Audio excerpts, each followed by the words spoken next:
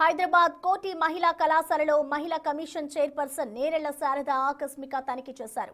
నిన్న కళాశాలలో చోటు చేసుకున్న అవాంఛనీయ ఘటనపై నేరుగా విద్యార్థినులతో మాట్లాడి వివరాలు సేకరించారు. విద్యార్థినుల భద్రత, కళాశాల వాతావరణంపై ఆరా తీసి వారికి ధైర్యం చెప్పారు.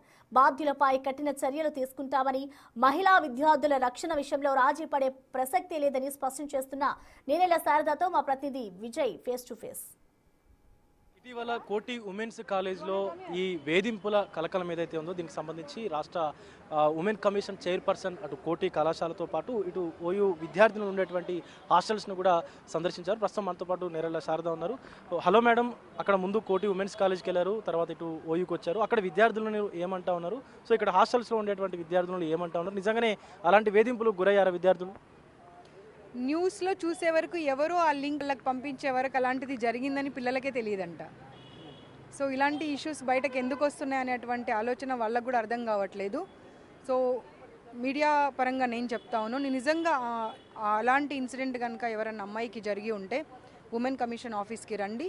ఖచ్చితంగా ఆ ఇష్యూ ఏం జరిగింది అనేది ఇప్పుడు దాదాపుగా ప్రతి ఒక్క స్టూడెంట్తో మాట్లాడాను. నేను ఏదో టీంలో అందరితో మాట్లాడినట్టుగా కాకుండా అక్కడ వర్క్ చేస్తున్నటువంటి ప్రతి ఒక్కరితో మాట్లాడాను, స్టూడెంట్స్తో ప్రతి ఒక్కరితో మాట్లాడాను. ఈ జరిగిన ఇన్సిడెంటే కాకుండా నిజంగా వాళ్లకు పరిస్థితులు ఎలా ఉన్నాయి, భోజనం ఎలా పెడుతున్నారు, తర్వాత ఫ్యాకల్టీ ఎలా ఉంటున్నారు, వాళ్ళతో అన్ని వివరంగా మాట్లాడితే వాళ్ళు చాలా హ్యాపీగా ఉన్నారు. ఇలాంటి ఇన్సిడెంట్స్ డిస్టర్బ్ చేసి వాళ్ళ పేరెంట్స్ మైండ్లో అరే మా పిల్లలు ఎలా ఉన్నారో ఏమో వాళ్ళని రప్పించేయాలనేటువంటి పరిస్థితి కల్పించకండి, మమ్మల్ని చక్కగా చదువుకోనివ్వండి, చదువుకునేటువంటి పరిస్థితులలో ఇలాంటి అనవసరమైన ఇష్యూస్ తీసుకొచ్చి మా పేరెంట్స్ని డిస్టర్బ్ చేయకండి అనేటువంటి విజ్ఞప్తి వాళ్ళు సొసైటీలో ఉన్న వాళ్ళందరికీ చేస్తూ ఉన్నారు. మేడం, సాధారణంగానే అమ్మాయిలు ఒక అడుగు ముందుకేసి దూరంగా వచ్చి చదువుకోవాలంటే వాళ్ళకి ఇంట్లో ఎన్నో రెస్ట్రిక్షన్స్ ఉంటాయి. అలాంటిది ఇంత దూరం వచ్చి కూడా వాళ్ళు చదువుకుంటున్నటువంటి క్రమంలో ఒక మెస్ ఇన్ఛార్జ్ వాళ్ళపైన ఇట్లా అసభ్యకరంగా ప్రవర్తించాడు అని చెప్పేసి వాళ్ళు షీ టీమ్స్కి, భరోసా టీమ్స్లో కూడా మెసేజ్ పంపించారు, వాయిస్ మెసేజ్ ఇవన్నీ కూడా పంపించారు. బట్ మీరేమో ఏం జరగలేదు అన్నట్టుగా మాట్లాడుతూ ఉన్నారు. బట్ ఎందుకు వాళ్ళు అంటున్నారు? కాదు, అది పిల్లలే అంటున్నారు.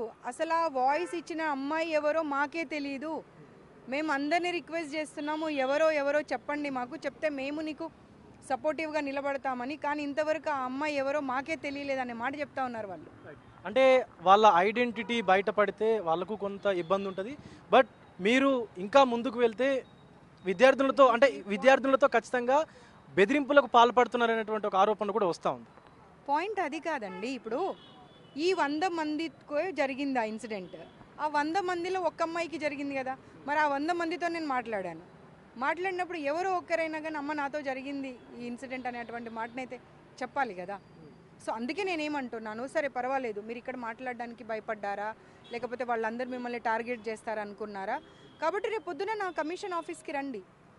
మీరు వచ్చినట్టుగా కూడా నేను ఎవరితో చెప్పను, మీరు వచ్చి కేవలం నాతోనే మాట్లాడి మీకు అలాంటిది జరిగింది అని కనుక నాకు తెలిస్తే ఖచ్చితంగా నేను ఆ మెస్ ఇన్ఛార్జి పైన కఠినమైన చర్య తీసుకునే బాధ్యత నేను తీసుకుంటాను. అంటే ఇప్పటికీ విద్యార్థులు కూడా వేరే వారి ఫోన్లతో కూడా వేరే వాళ్ళకంటే ఏమి జరగలేదంటూ కూడా చెప్పించడము, లేకపోతే మెస్ ఇన్ఛార్జికి సంబంధించి పాజిటివ్గా సైన్స్ తీసుకోవడము, ఇవన్నీ కూడా జరిగినాయని చెప్పేసి అంటున్నారు. మీరు ఎన్నిసార్లు క్వశ్చన్ని తిప్పి చెప్పినా కానీ ప్రశ్నకు సమాధానం ఒక్కటే. పిల్లలందరితో ఇంటరాక్ట్ అవుతే అసలు ఇలా జరిగినట్టు మీడియాలో చూసే వరకు మాకే తెలియదు అనే మాట చెప్తున్నారు. కాబట్టి ఎవరికి జరిగిందో ఆ అమ్మాయి కాస్త నా దగ్గరకు వచ్చి మాట్లాడితే ఖచ్చితంగా అమ్మాయికి న్యాయం జరిగే విధంగా, అలాంటి వ్యక్తి ఇంకొకసారి ఇంకో అమ్మాయితో ప్రవర్తించకుండా ఆ భయం అనేది మిగతా ఫ్యాకల్టీలో కూడా పెట్టేటువంటి బాధ్యత ఉమెన్ కమిషన్ తీసుకుంటుంది. అంటే ప్రిన్సిపల్తో ఏమైనా మాట్లాడారా మేడం గతంలో ఏమైనా జరిగింది? ఓన్లీ ప్రిన్సిపల్తోనే కాదు, అక్కడ మెస్లో పనిచేస్తున్నటువంటి వర్కర్స్తో కానివ్వండి, ఫ్యాకల్టీతో కానివ్వండి, ప్రతి ఒక్కరితో మాట్లాడి ఆ పిల్లలు మన ఇంటి పిల్లలలాగా చూసుకోవాల్సిన బాధ్యత ఉన్నది.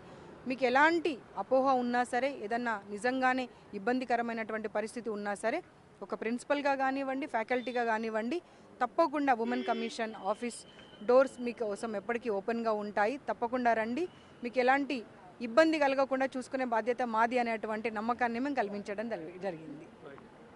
సో అసలు వేధింపులకు సంబంధించి అసలు ఎలాంటి సంఘటన జరగలేదంటూ అయితే ఇటు ఉమెన్ కమిషన్ చైర్పర్సన్ నెరళ్ళ శారద అయితే మాట్లాడుతూ ఉన్నారు. ఒకవేళ అలాంటిది ఏమైనా జరిగి ఉంటే కనుక ఖచ్చితంగా ఉమెన్ కమిషన్ వద్దకు వచ్చి ఫిర్యాదు చేయవచ్చు. మీకోసం ఎప్పుడు కూడా నేను సిద్ధంగా ఉంటాను మీ ఫిర్యాదులు తీసుకోవడానికి. అలాగే మీ వివరాలన్నీ కూడా గోప్యంగా ఉంచబడతాయంటూ కూడా ఇటు చైర్పర్సన్ నెరళ్ళ శారద అయితే మాట్లాడుతూ ఉన్నారు. వీడియో జర్నలిస్టు వంశీతో విజయ్, బిగ్ టీవీ, ఉస్మానియా.